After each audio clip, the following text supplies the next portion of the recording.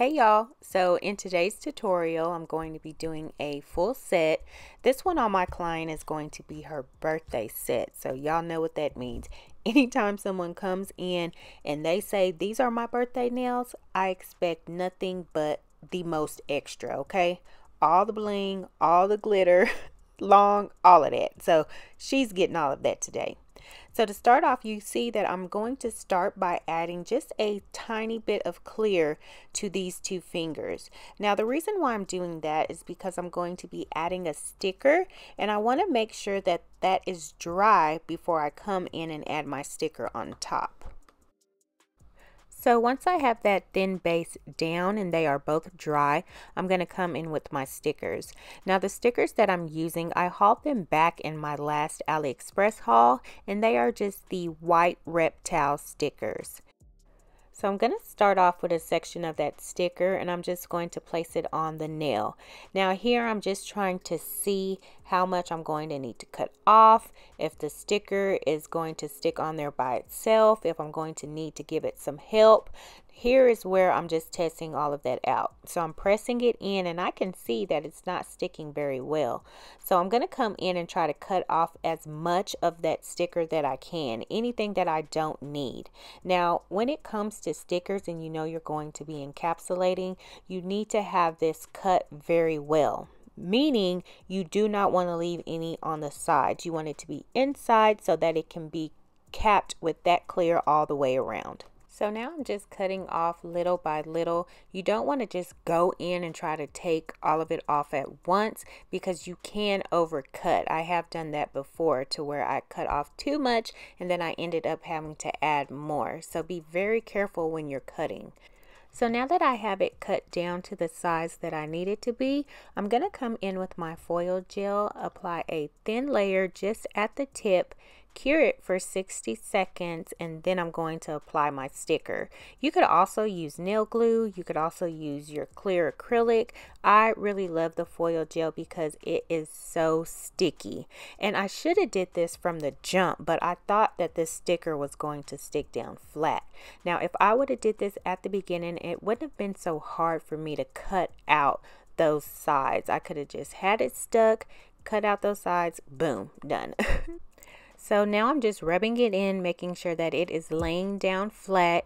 And now finally I'm going to make just some small adjustments, take my nail clippers, and really make sure that I do not have anything on those edges. That's so important. I keep emphasizing that because you do not want to leave any open spots and have anything seep into the nails as they wear on. So once I have that stuck down, I'm going to come in with some more gel, and this is just a clear no wipe, and I'm applying that over the sticker so when I come in with my acrylic it will not rub off. So now I'm going to come in with my color, and I'm going to do kind of, I guess, an ombre. I'm not too worried about it being a precise fade though, because I'm going to cover it up with some diamonds. Now this color that I'm using is a self mix, but if you're looking for something similar to this, then Young Nails Dragon Fruit is very not Young Nails, y'all, Valentino's Dragon Fruit is similar to this, but also Young Nails does have one that is close to this color too. That's why I thought about it, and when I think of that one, I'll put it in the description. So as you can see, I'm trying to fade that down, not too concerned about it being perfect. I'm just going to take small beads and try and build up that color.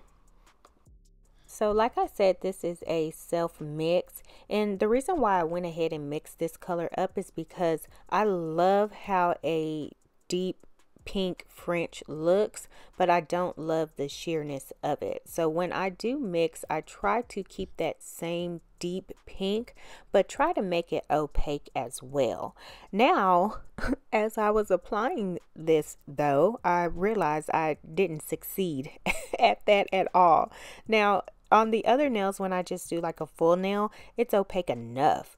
But when you're coming in and you're trying to cover up, you know, this fade and this sticker, I was like, baby, this one is not getting it done. So I had to constantly build that up, build it up.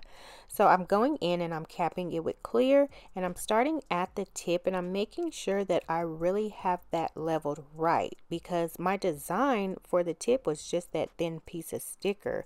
So you want to make sure that you're building it up correctly. Also, I'm keeping my sides clean. I'm applying my beads very wet because I put this on a clear nail, so I want it to be that glass effect. So now I'm just building this up with clear, and you see me adding more beads than I normally would. That's because when you're applying wet beads, sometimes they just want to melt into each other, and you don't want to move the product so much when they're wet, so you're not able to mold it as good as you would with just a normal bead. So you have to constantly build it up and check your sides and make sure that you do have the structure right and you do have an apex.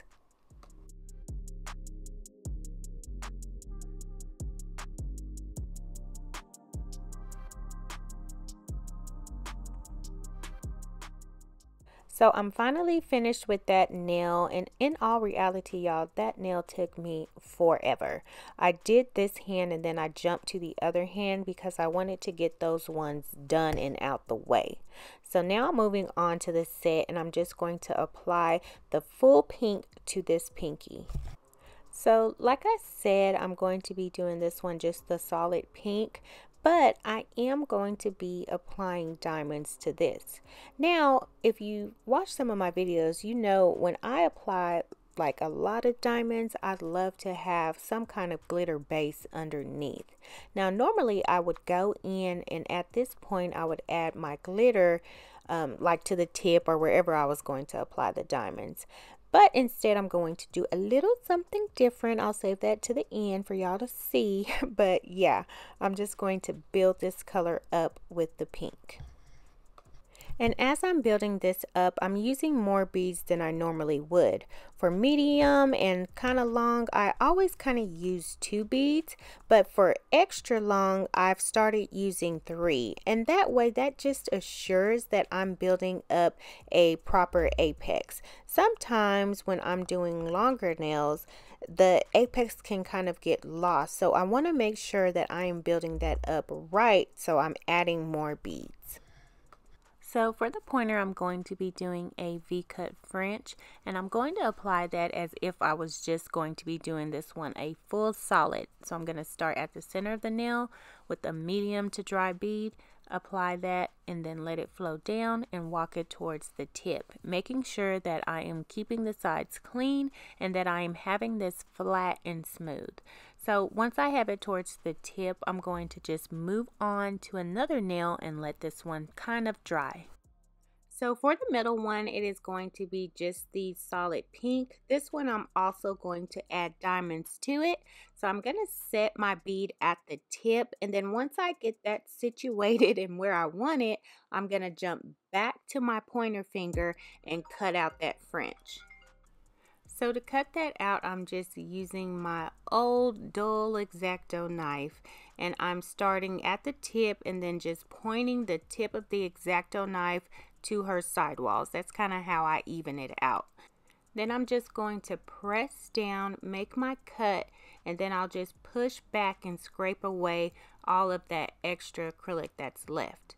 Then I'm going to come in and I'm just going to scrape away any little bits that is left. You don't want to leave any acrylic there because when you come in with your white, if you left some, it could possibly stick up through the white. So you want to make sure that you have that clean. So once I have my cut made, I'm going to jump back to the middle finger and finish that nail. Now with this color, y'all, I really had to build this up. It was so sheer.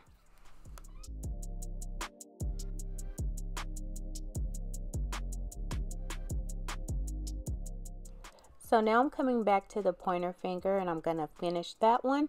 So I'm going to just start building that one up, working with small beads so I can try to get this color opaque.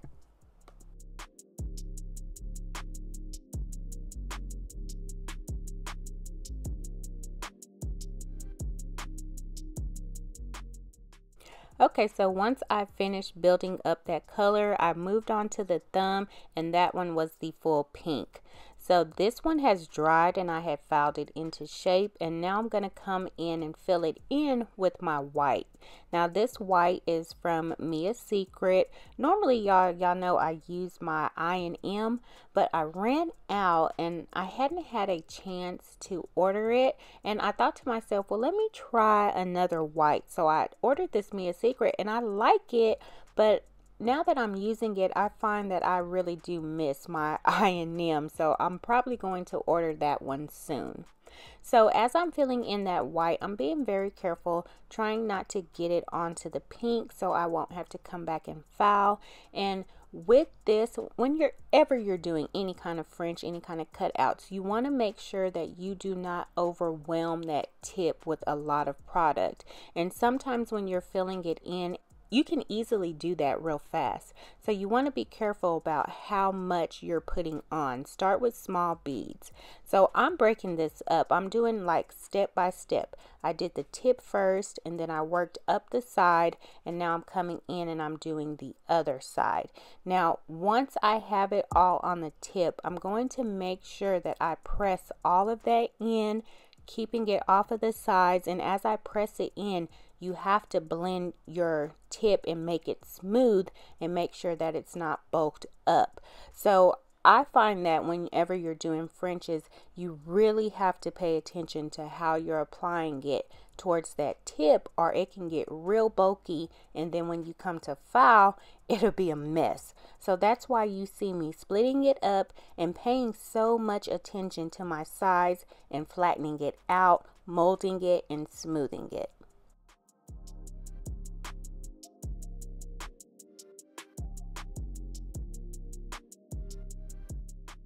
Okay, so I have everything capped, and now I'm going to start my finish filing. She is going for tapered square, so I'm going to start with my hand file and try to sharpen up those edges the best way that I can.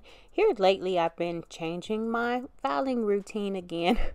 I probably need to stick to just one routine instead of constantly trying something new, but I can't help it, y'all. I just know that there's a better way and more efficient and faster way of doing it, and I just haven't got it yet, honestly.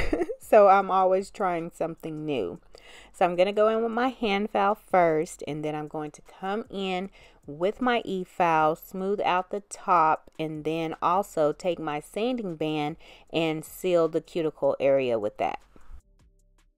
Okay, so I have them all finished filed, got that nice tapered square shape, and now we're going to move into design.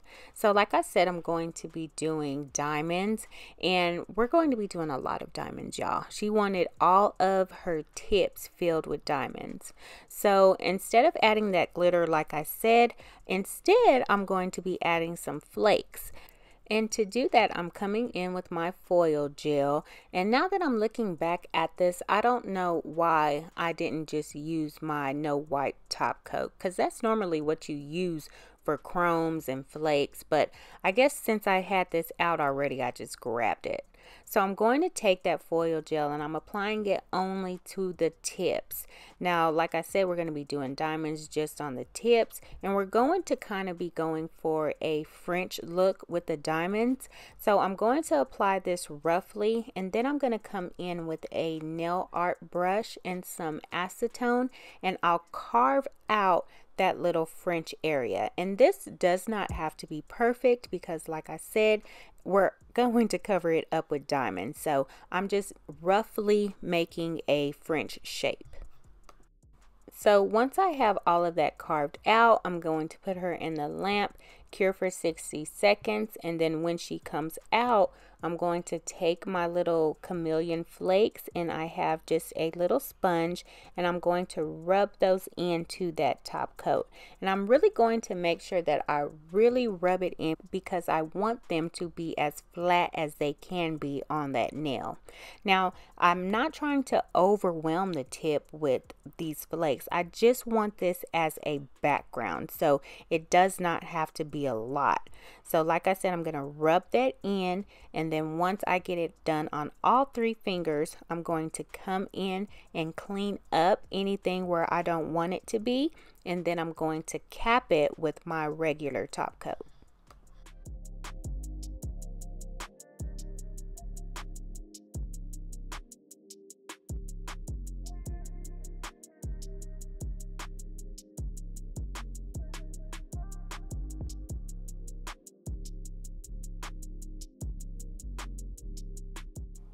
Alright, so I have cured those nails for 60 seconds and I did use a sticky top coat, so I removed that inhibition layer with a alcohol pad, and now I'm coming in and I'm applying my crystal gel, and I'm using a brush because I just want to brush this all over that tip. Since I'm going to be doing a full tip, I want every space to be covered because I want to fill all of that up as much as I can with the crystals. So once I have that done, I'm going to come in and I'm just going to start applying my diamonds. Now, I've said it before, when you're applying diamonds, it is a art to it. There's definitely, I feel like, a right and wrong way to apply diamonds. You want to apply them as if you're fitting puzzles together. So if you do one thing on one side, it needs to be done on the opposite side. So you want everything to be in sync with each other. You don't want it just to look like you just threw them all on there any kind of way. So I'll start by applying one in the center, and then I'll work from right to left and so on, and I'll just move up that tip and fill in as much as I can. Now, I did not have a lot of diamonds, so we did incorporate some big diamonds, and that's one thing you can do. If you don't have a lot of diamonds and you're doing a full cover or a half cover like this, you can use some big diamonds to really fill up those spaces. So like I said, I'm just going to go in, apply these, work my way up the tip, and as I'm doing it, I'm always making sure that I'm keeping them in place. These didn't slide too bad, but definitely before you cure, you make sure that you turn them around, you look, and you make sure that none has slid out the wrong place. You want to make sure that they're all where you put them. And if you do have a problem with your crystals sliding, you can do it row by row. So you can apply your gel, apply those diamonds to that row, and then cure it. And then when it comes out, you can do the other row and just start working yourself up like that. So row, cure it, and so on. Now, anytime that someone tells me they want like full bling nails and all of that, that takes time. So you want to be able to do this fast and still efficiently, you know, make it look good. So that's why you just apply them and keep checking them and making sure that they're not sliding. That's another thing too that I noticed I used to do. I wouldn't check, and when they came out of the lamp, it'll be slid and moved all over the place. So definitely check before you cure. And then on the other fingers, I went and applied some diamonds. Full birthday treatment, birthday behavior, okay? These nails were not playing. We loved them, y'all. So that was it for this set. I top coated with Young Nails and she was all done. Thank you guys so much for watching. Don't forget to like, comment, and subscribe, and I will see you guys in another video. Bye.